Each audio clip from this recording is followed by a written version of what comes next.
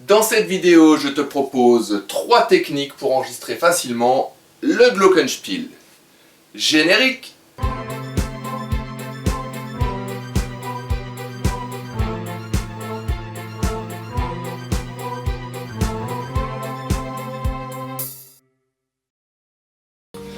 Avant de commencer, je t'invite à me rejoindre sur les réseaux Instagram et YouTube si tu veux voir d'autres vidéos, notamment les origines du Glockenspiel.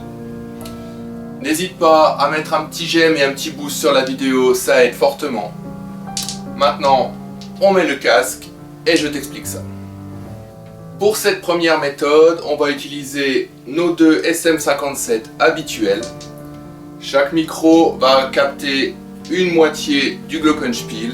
Ils sont à peu près à 30 cm des lames métalliques et visent chacun le centre de l'instrument.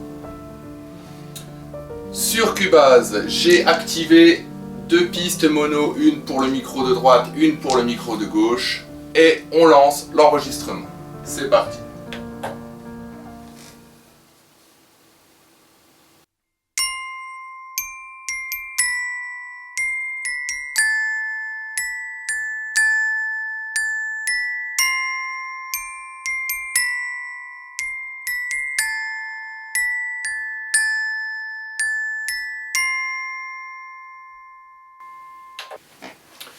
Voilà, technique simple. On n'oublie pas au niveau de logiciel de jouer avec les panoramiques de la table de mixage pour avoir un son global des 2 micros. Maintenant, le temps de changer le setup et je vous montre la seconde astuce.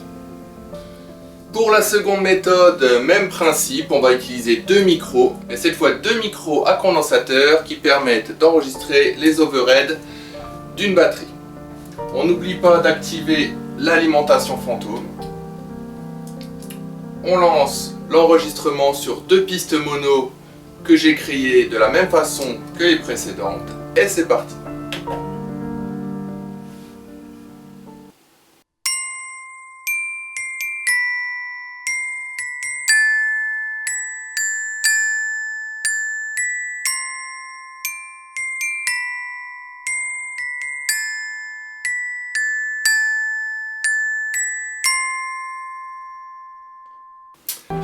Et voilà, comme vous avez pu l'entendre, le son est beaucoup plus clair, beaucoup plus précis au niveau des harmoniques.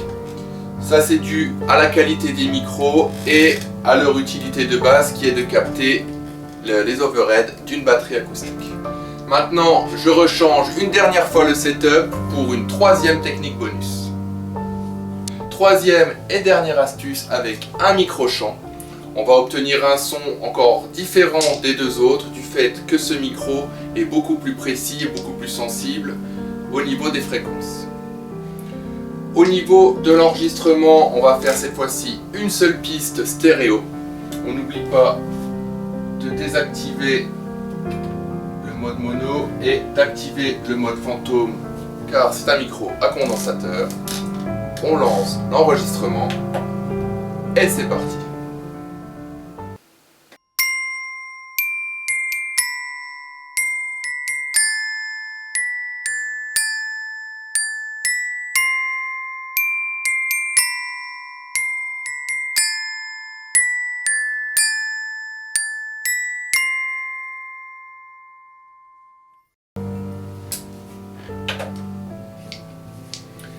Et voilà, maintenant je t'invite à me dire dans les commentaires quelle technique tu préfères.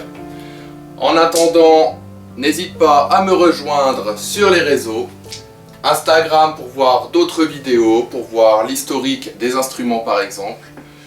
J'ai toujours mon SoundCloud qui permet d'écouter les différentes compos.